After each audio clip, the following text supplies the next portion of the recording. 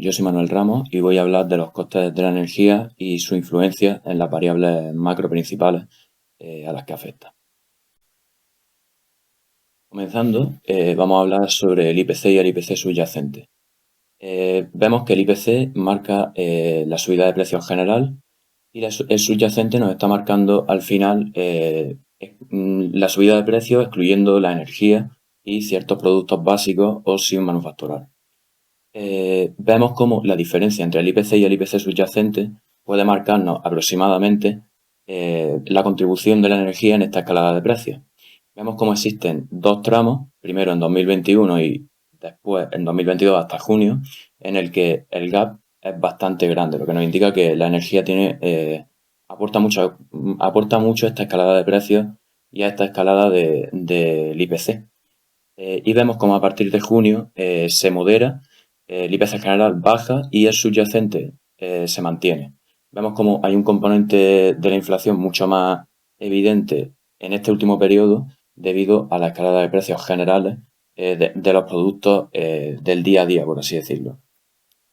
Y esto es básicamente por la aplicación de la excepción ibérica, que fue una medida adoptada por Europa y a partir de junio se puso un tope a la energía de 40 euros por megavatio hora en España y Portugal.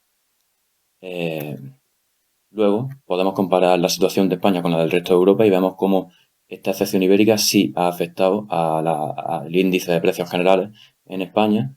Vemos cómo hay una reducción evidente en este punto para España y para Portugal también, y cómo el resto de Europa ve cómo sus índices siguen subiendo. Luego vamos a hablar del índice de precios industriales.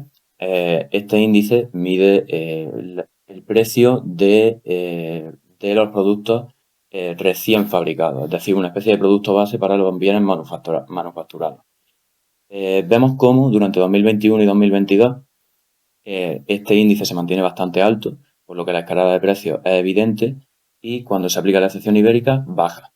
Esto nos habla de que hay una correlación bastante importante entre el índice de precios industriales y los precios de la energía. También tenemos que destacar que el aumento de los costes fijos que supone este índice es un factor altamente inflacionista.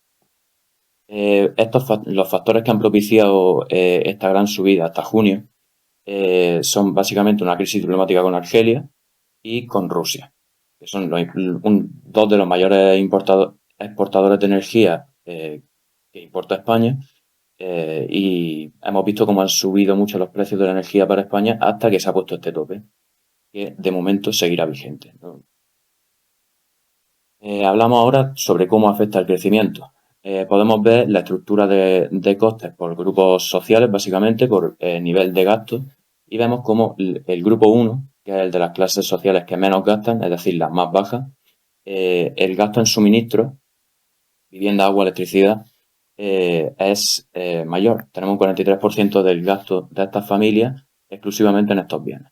Vemos que esto puede afectar mucho al PIB y a la actividad económica debido a que el consumo baja bastante.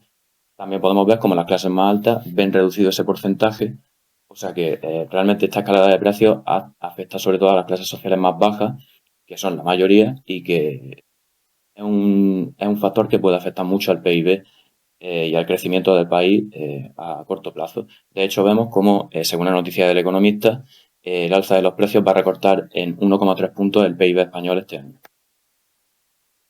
Seguimos con este tema, vemos cómo es una previsión del PIB y vemos cómo desde 2020 hasta 2022 hay una escalada de precios, hay una escalada del PIB más o menos constante, pero durante 2022 se ralentiza. Podemos ver cómo es más plana esta curva y a partir de la exención ibérica vemos cómo va ascendiendo un poco para que se complete la recuperación y por fin salgamos de ese decrecimiento que hubo durante la pandemia. Vemos también cómo las proyecciones en 2023 y 2024 son mejores debido a que, como se ve en el gráfico, el componente energético va a ser mucho menor en la escalada de precios. Vemos como al final serán los bienes básicos y del día a día los que más contribuirán a esta inflación y al crecimiento del IPC. y menos la energía, cosa que hará que las familias tengan una menor carga y disminuyan sus costes fijos y pueda aumentar su consumo.